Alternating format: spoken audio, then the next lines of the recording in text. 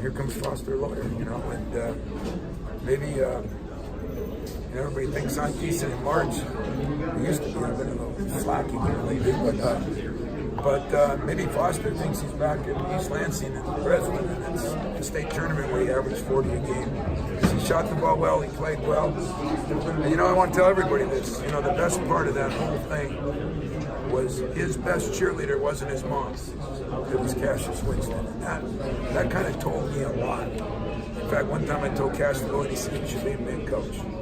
And so I think my team grew up a little bit, called the timeout late because just didn't like the way we played that first half. We were a little better the second half. I wanted to figure out what the difference was.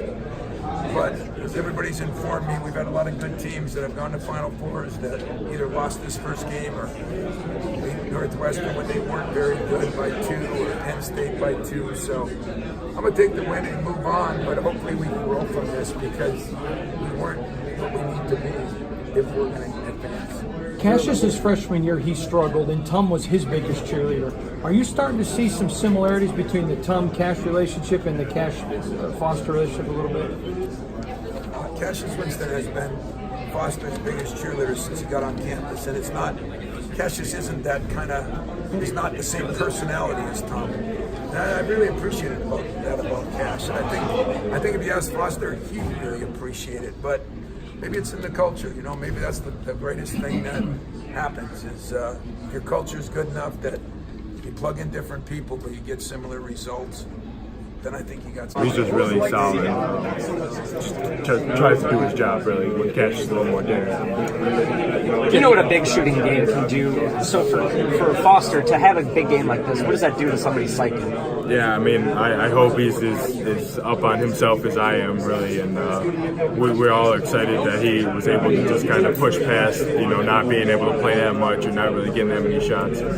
Now, hopefully, he's a lot more aggressive moving forward in the tournament and even in his career here. Kenny, there was that timeout huddle about midway through the second half where everyone was going at each other. The coaches are yelling at the coaches, players are yelling at players, coaches at players, players at coaches. What was happening in that moment there? It's just to make plays, not only for myself but for my teammates. Still do the job that I did, rebound, take those screens, guard my man, but really just taking care of each time. That's pretty good. Yeah. What that second half? You guys started rebounding, defending, and then you kind of wore them down. Is that kind of how you felt it went? Yeah. I mean, we're really a second half team. A lot of teams they bring a lot of energy and stuff like that in the first couple minutes of the game. It's like we're like the opposite. We just come out, we just kind of play, kind of see how the team's energy is and stuff like that.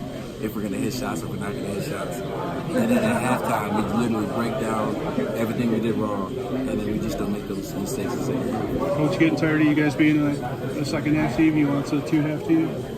I mean, he's a coach of perfection. He wants it to be perfect, so that's what it's going to be. It's always going to be like that, just because he wants us to be as perfect as we can as possible. What was it like getting him? We just got to do the same thing.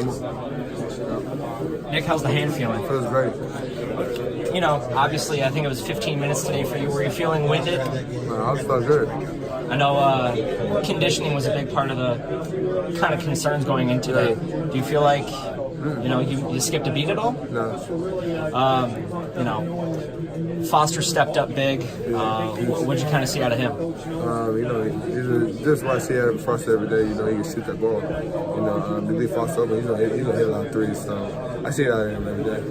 What was the hardest part today about just getting back on the floor? Any jitters? No, not really. He's really excited. 600th win for Coach Izzo. You and him have gone back and forth, of course, over the past few years. Was it kind of cool to see that? Yeah, it's a great compliment. We gonna sit with our families. Can we sit with our families? How have you seen Kenny's development? It feels like he's been here for 5 years and he's gotten the green light as a three-point shooter and playing big minutes now. How have you seen him grow as a player for the last 3 years? My freshman year, he didn't really shoot that well. He just kept working on it. He became great. Just had that little moment, there might be be a whole turning point for him. What's up? You hurt your toe? Is that? Yeah, no, I hadn't shot the ball. A little sprain. Was that before the game? It was during the second half of the Michigan game. So Okay. I finished that game with it. So a couple days I couldn't go, and then just rested a little bit. Now I'm able to move and stuff, so it's getting better. Were you kind of waiting for a breakout game? As soon as that first one went, kind of hit a couple and get going like that. Yeah, definitely. He can shoot the ball really well. So he can shoot the ball. And he's a smart player, so he's gonna get his looks. He's gonna get his opportunities. And today he took advantage of it.